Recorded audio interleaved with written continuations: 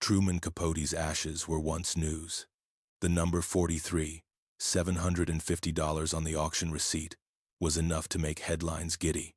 A piece of genius sells for this much. But no newspaper ever asked, how much would the ashes of the woman who kept him alive to the very last minute be worth? In every story about Capote, Joanne Carson appears as an afterthought, the ex-wife of a game show host, the owner of the Bel Air house where he died, the woman who kept half his ashes.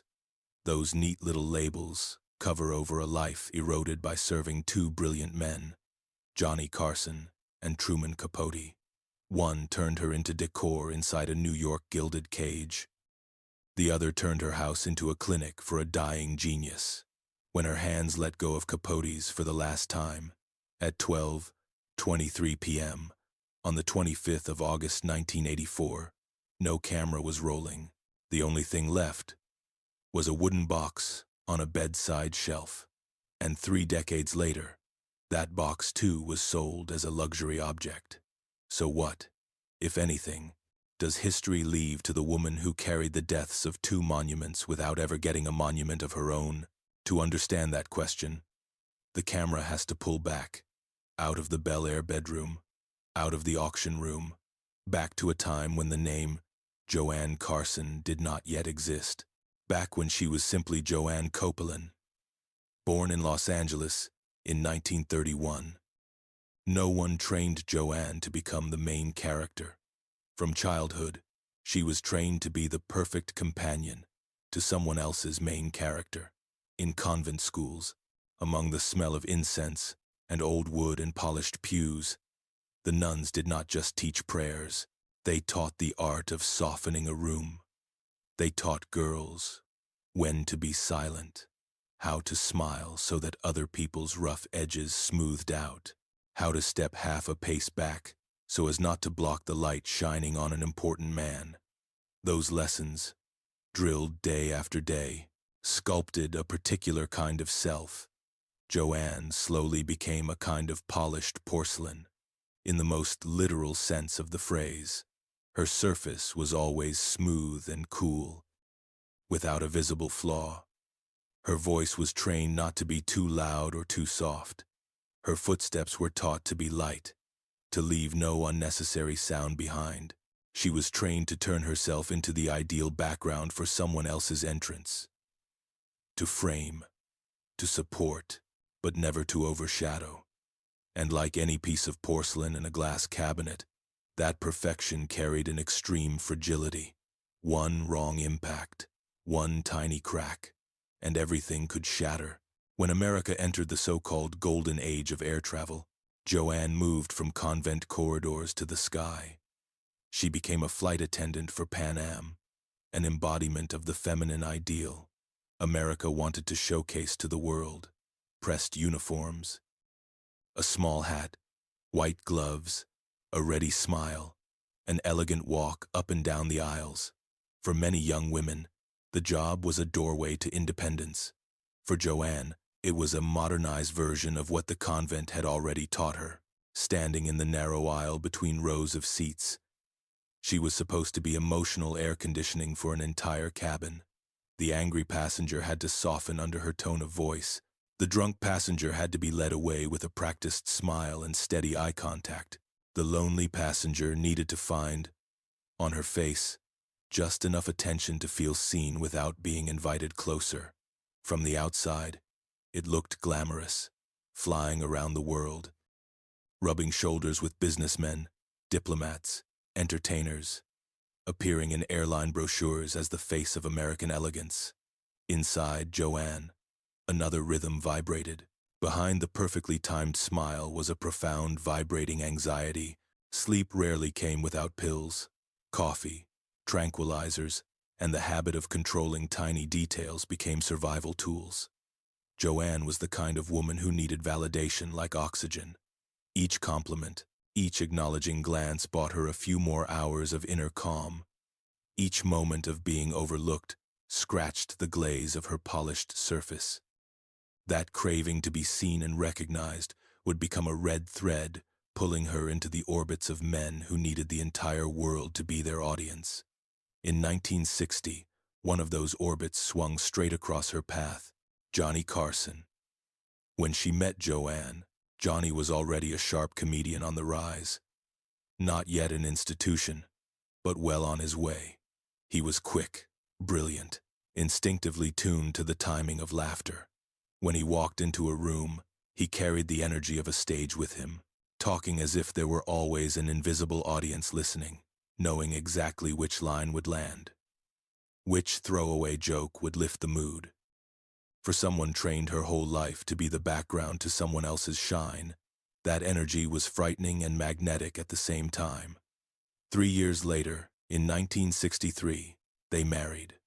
At the same time, Johnny took over The Tonight Show. Within a short period, he became the man America saw every night before going to bed. As the show exploded, Joanne Carson disappeared into Joanne Carson. The press crowned her the First Lady of Late Night, as if marriage to Johnny had automatically raised her into a symbolic role. Her life shifted from airplane cabins to a luxury apartment in UN Plaza, New York. That apartment quickly became the set for a particular kind of gilded cage. Thick carpets, floor-to-ceiling glass looking out over Manhattan, expensive light fixtures, a well-stocked bar, parties filled with television executives, politicians, entertainers. In photographs from those years, Johnny stands at the center of the room, telling a story that makes everyone laugh. Drink in hand. Beside him, Joanne tilts her head, smiling at just the right angle, one hand resting lightly on his arm, eyes turned toward her husband. Each picture looks like a poster for an immaculate life. Successful, glamorous, seamless. Under that glossy surface, another narrative ran in silence. Johnny Carson was, in the famous phrase, unknowable. He poured the warmest, funniest, most accessible parts of himself into the camera, into the audience, into colleagues on set, to millions of viewers. He became the man in the living room, the imaginary friend who guided the nation through the night. When the studio lights went off, a part of him went off as well. Inside the UN Plaza apartment, with no cheering crowd, no applause, Johnny retreated into silence like someone pulling back into a fortress. Joanne, the woman who had been taught that her value lay in her ability to soften the sharp edges of the world for others, tried to deploy every lesson she had learned to make this marriage work. She threw parties, set tables, chose music and wine, charmed guests. She memorized taping schedules, learned Johnny's habits, knew when he needed quiet before a show and when he needed to perform even at the dinner table.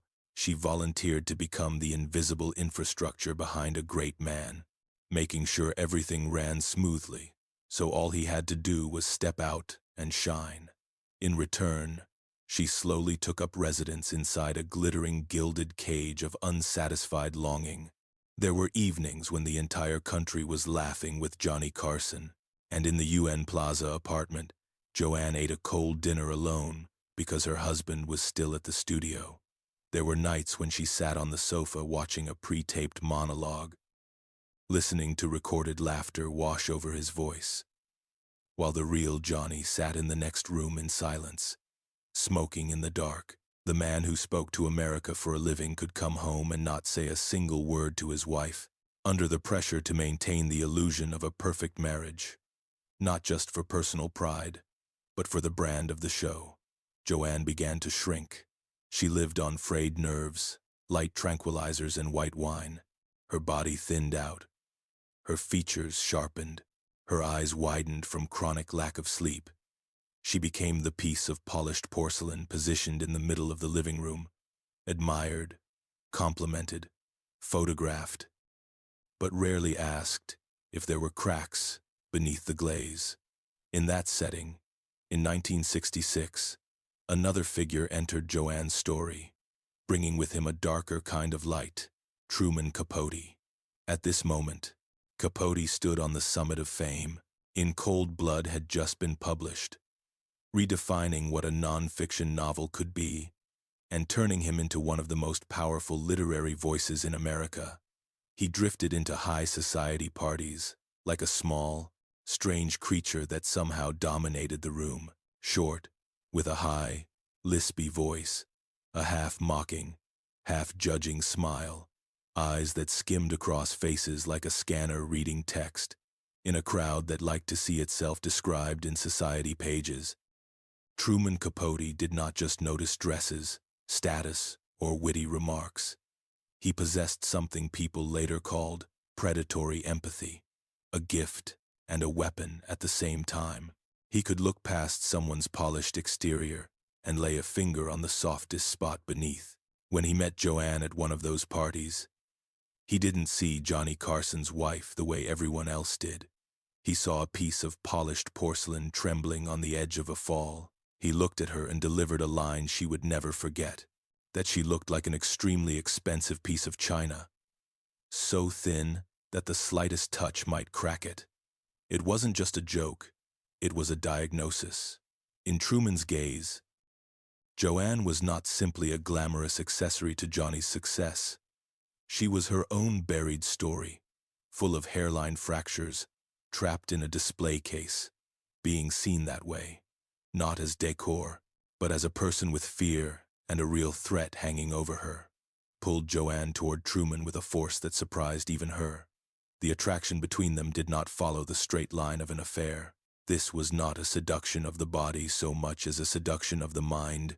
Truman, the child abandoned by his mother, looked at Joanne and saw another version of an American mother, carefully groomed, arranged at a powerful man's side, but filled with private panic.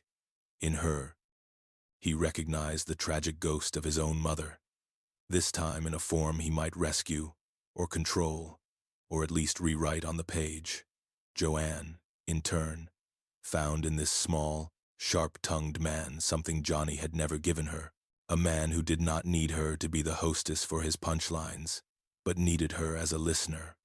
Truman did not want a woman who could pour drinks at the right time and keep conversation polite.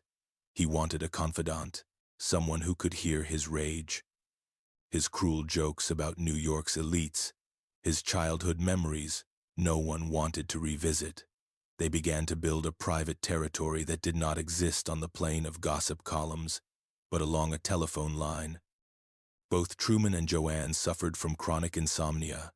When the lights of other apartments went out and Johnny finished his show and retreated into his shell, Joanne's phone rang. On the other end, Truman's high voice asked questions almost no one else asked. How did the day really feel? Was there a single night of uninterrupted sleep? Was there ever a moment standing in front of a mirror where she felt herself fading inside her own house? Those phone calls stretched deep into the night. They talked about sleeping pills, tranquilizers, lenient doctors, demanding producers, regal swans in New York, drunk men, women terrified of aging. Tiny stories and private terrors slowly condensed into their own language, a small code only the two of them understood. When one said, "The porcelain is about to crack," the other knew a panic attack was coming. When one mentioned the best party in town, the other knew it was a metaphor for the center of power they had both approached but never fully belonged to. By 1970, the gilded cage in UN Plaza exploded, not through a midnight confession, but in public. Johnny and Joanne's marriage ended as a story for the whole country. The union, built up as a flawless symbol, fell apart in newspaper columns and gossip shows. Photographs of the couple together were reprinted next to headlines about divorce and betrayal. After 9 years standing beside the king of late night, Joanne stepped out of the marriage without a new title, but with a scarlet mark. The scarlet letter of the ex, the mark of the abandoned wife. In a culture obsessed with successful men, an ex-wife easily becomes an exhibit instead of a protagonist. Joanne was labeled and looked at with a mix of curiosity and judgment. She was pushed out of the New York Center where she had once appeared as part of the scenery. Invitations thinned out. The phone rang less. The door of the UN Plaza apartment closed behind her like a falling curtain at the end of a play that got no applause. She retreated to Los Angeles, to the house at 100 Bel Air Road. Seen from the street, it was the concrete result of a marriage to Johnny Carson. Large, beautiful, with a pool, lawns, and city views. A Hollywood dream with a gate. Inside, it was hollow, rich, but completely, utterly lonely. May sound like exaggeration. For Joanne, it was description.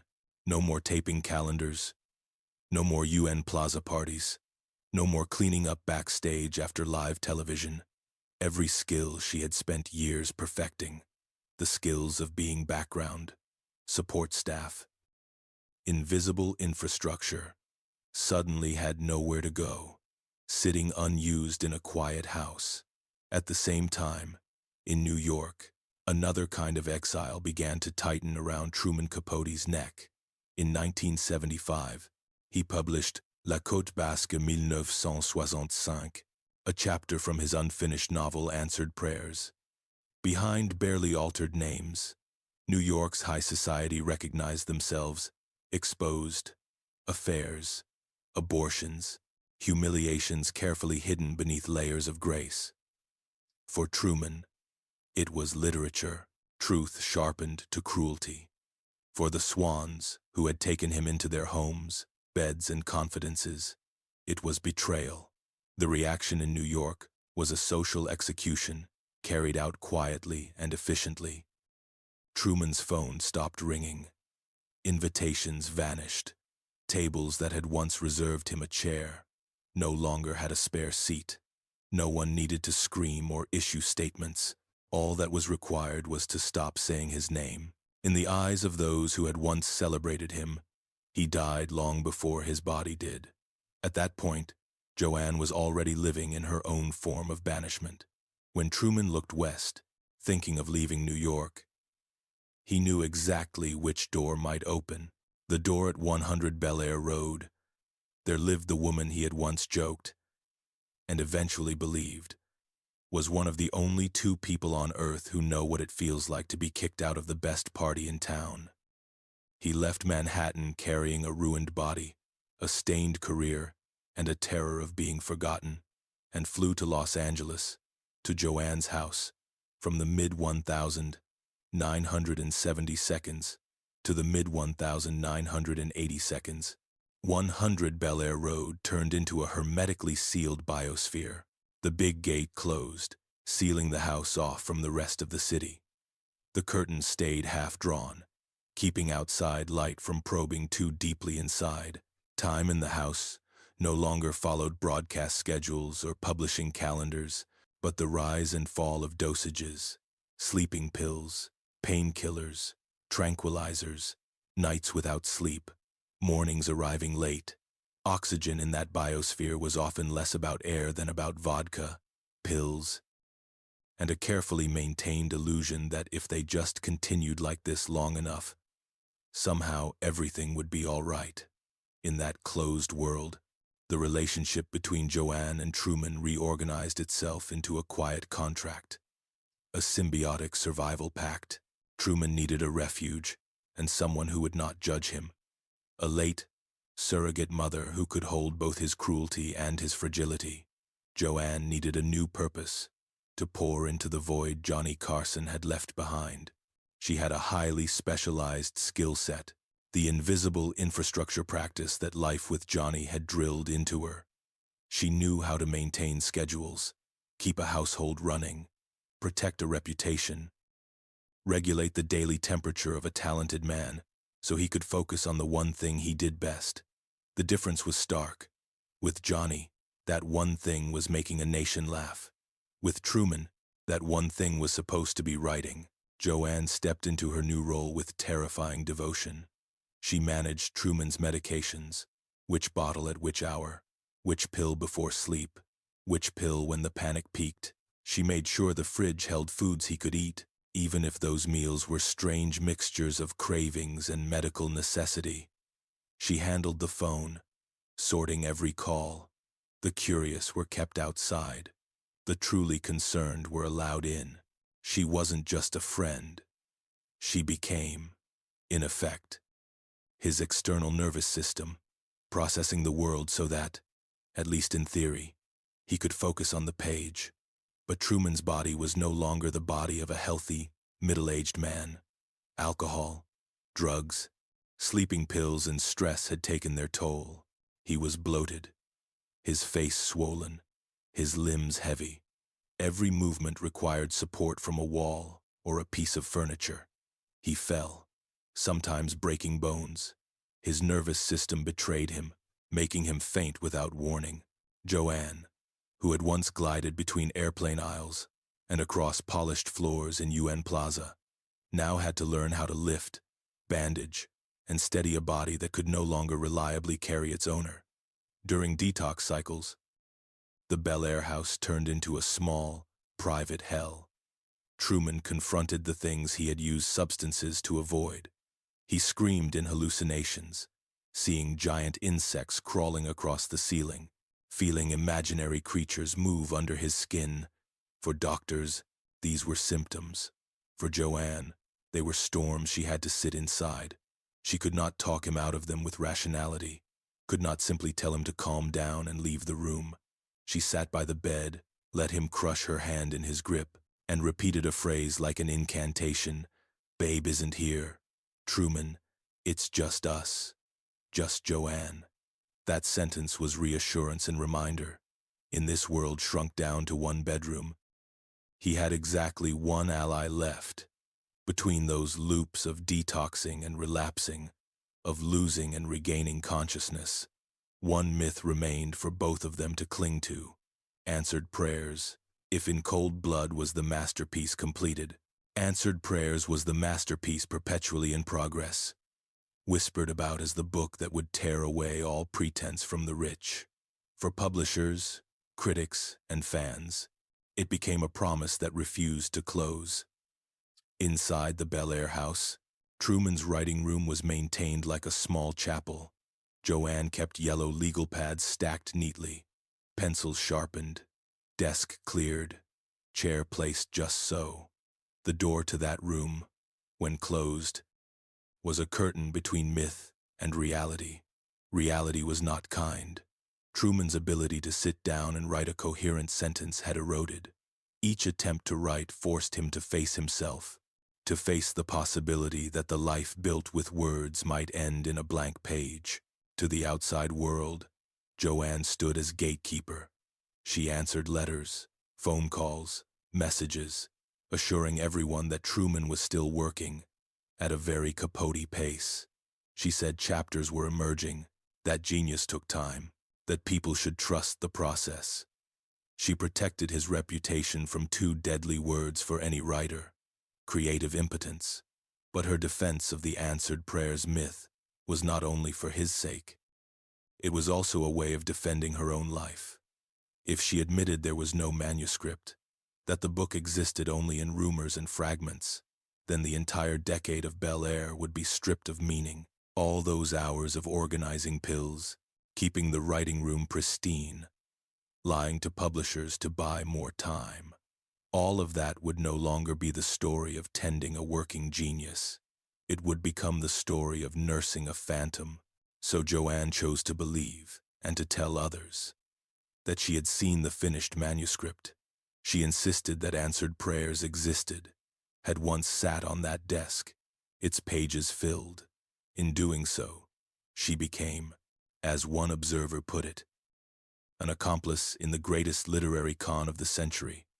But from inside the Bel Air biosphere, with a box of ashes waiting in the wings, it was the only way to protect two things at once: Truman Capote's name and her own reason for existing in the last 10 years of his life.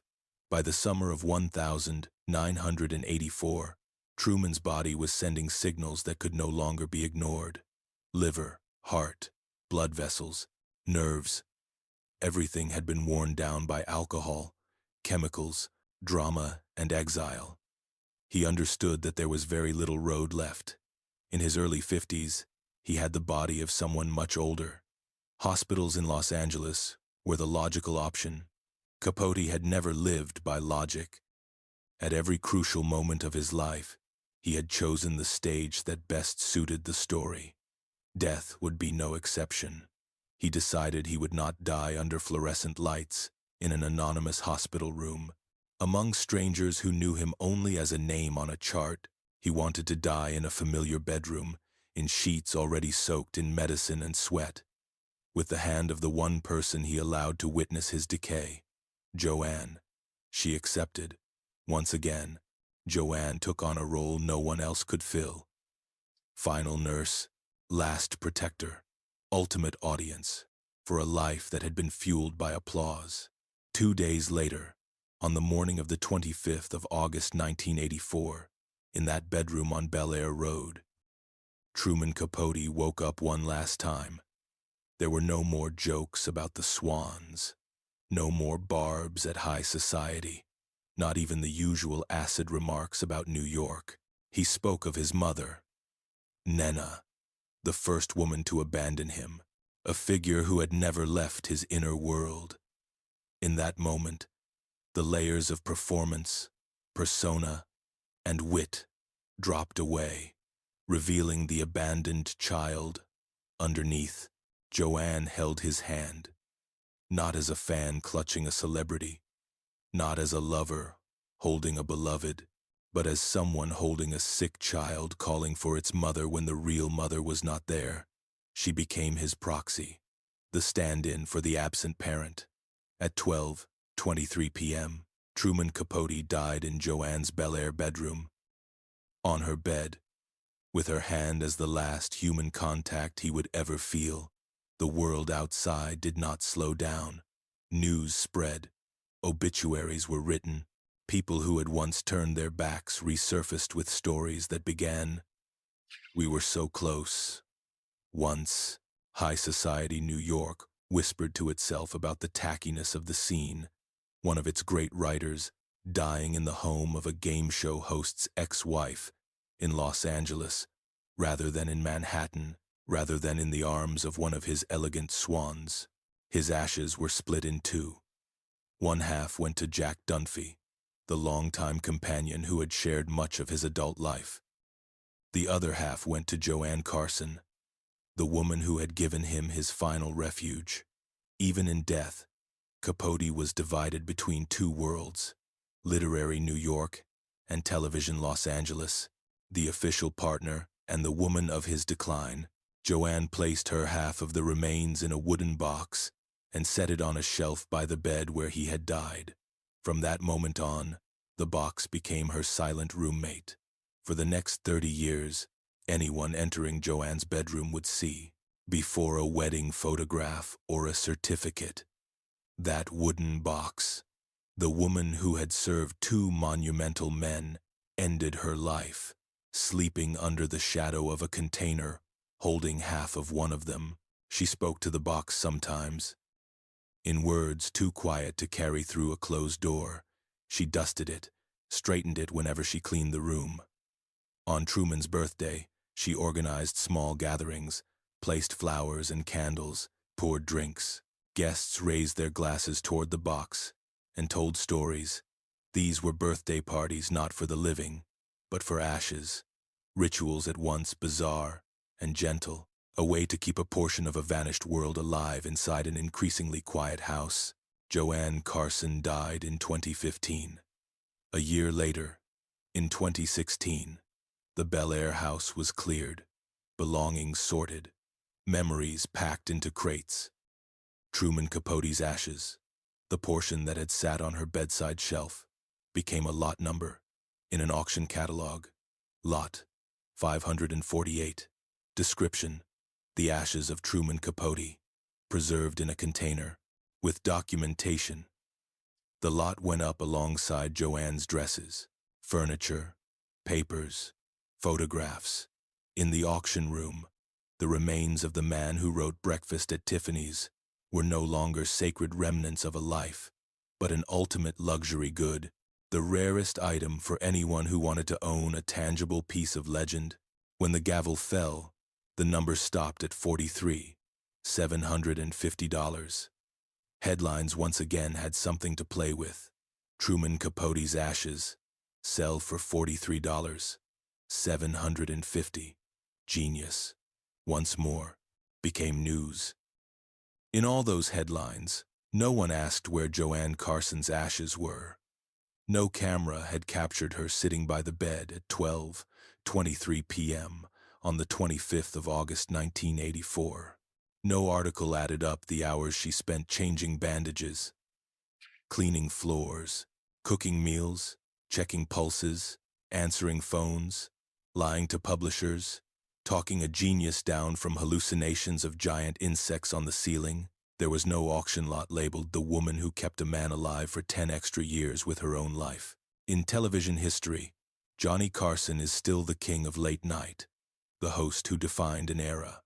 In literary history, Truman Capote is still the author of In Cold Blood and Breakfast at Tiffany's, the dazzling, self-destructive genius. Between those two names, Joanne Carson usually appears, if at all, as a footnote. Johnny's ex-wife, the owner of 100 Bel Air Road, the woman who kept half of Capote's ashes. Those tidy labels are scars left by a larger structure, one in which men's monuments are built on the backs of people who are never carved into stone. Joanne did not write books, did not host shows, did not become the public face of any movement. She did the one thing she had been trained to do since childhood: make a room easier for others to walk into, become the backdrop for someone else's spotlight, build invisible infrastructure so that brilliance could function.